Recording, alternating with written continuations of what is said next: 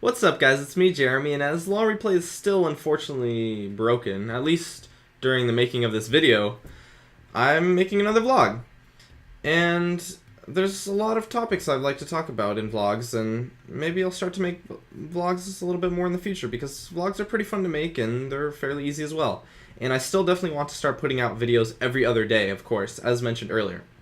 Anyways, today's vlog is about a concept for solo queue where I describe it as where you should play according to your team and don't make your team play according to you.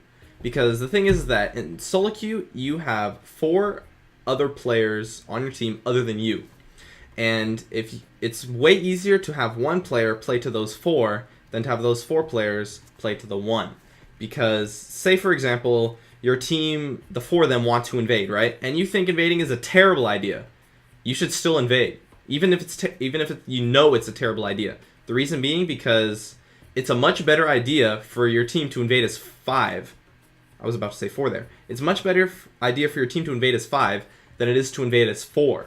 And your goal in solo queue is, of course, to win the game. There is no other major thing. You don't want to get a million kills or whatever, or just tote your dick around. I don't even care.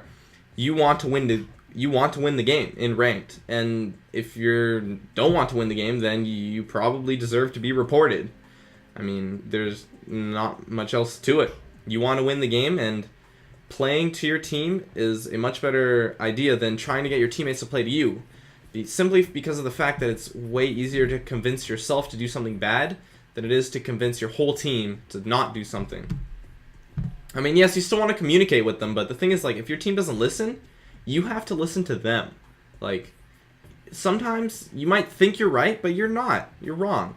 Or maybe there is a little bit of truth to your team's calls. Like, even if there is the fact, of course, like I said, that if your team is making bad plays, and because if your team as 4 tries to do something, and you as 1 go against that, then you're just being a troll. Or you're being a toxic player.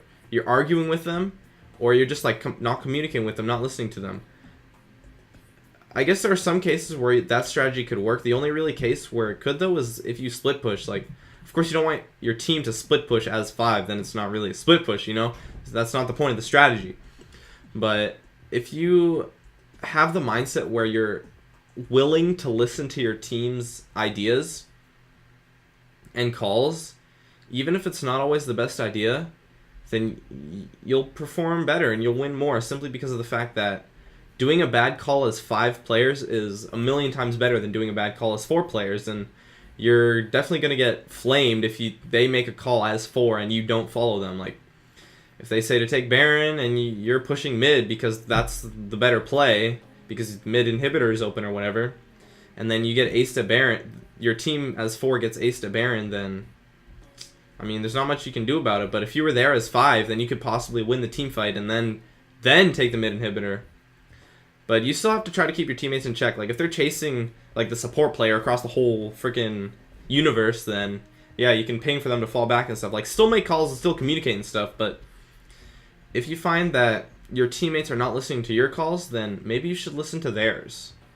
And that kind of, I guess you could call it a strategy in solo queue.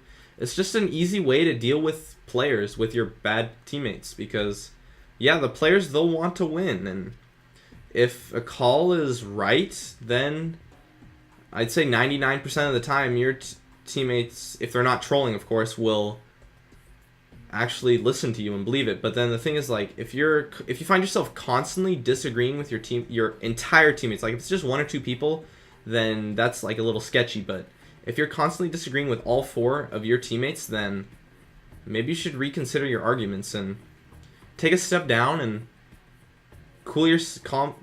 regain your cool and take it easy for a little bit and just relax and think, and just with an unbiased mindset and think, maybe that Baron call was a good idea.